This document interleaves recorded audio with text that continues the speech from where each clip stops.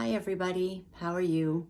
I hope you had a great week and your weekend went well and that you enjoyed your Halloween. It's much cooler here and I can't believe November is here already. I was at the library recently looking for new books and I found a book by Oliver Jeffers that I haven't read before.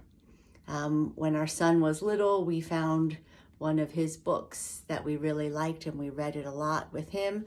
And since then, I found a few others that I've enjoyed, but this one I had never seen before. So I want to share it with you today, The Great Paper Caper. Now, if you have the opportunity to get this book, it really is a great book to just look at all the pictures. I unfortunately will not be able to show you all of them, and it really is something that you want to look at by yourself. But I'll go through the book with you.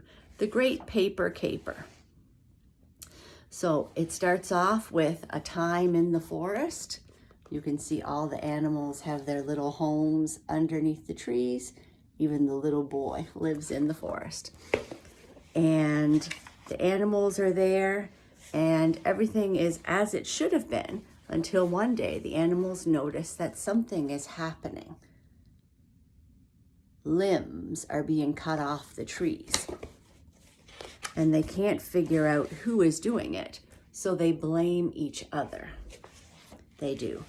And nothing happens, and then still more limbs are falling off. They can't figure out what's going on. This is a great page. You see the bear cutting off the limb. The limb is missing. The owl comes in to land and lands up on the ground. So they decide to launch an investigation to find out what is going on. So each animal is given a job and they decide to try and figure it out. But things are getting bigger and bigger. So they look and they look and they look, but they just can't find any evidence that leads to anything until finally an eyewitness report leads them to some evidence that had blown in not far away. And this is their witness.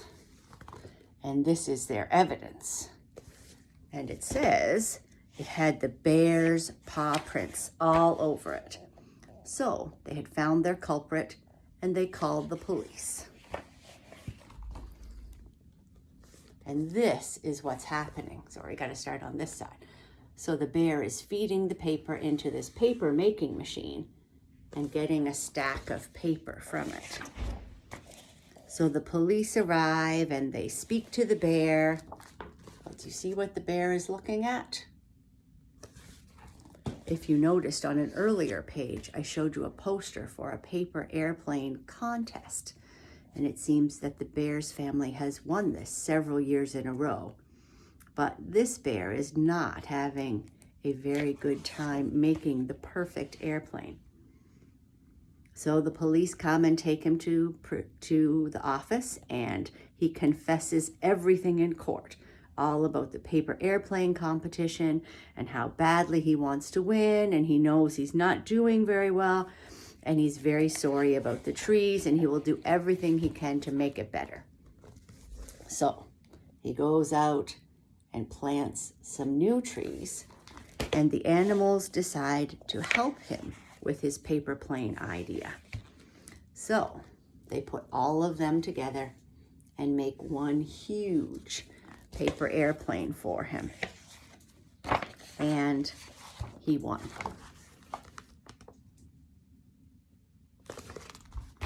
So he does replant some trees for them and they all work together to help him win the contest. As I said, a great book, lots of details in the pictures. So if you can get a copy, it's a great book to look through and find all the missing details that I couldn't share with you. I hope you have a great week and I will see you back here soon. Bye-bye.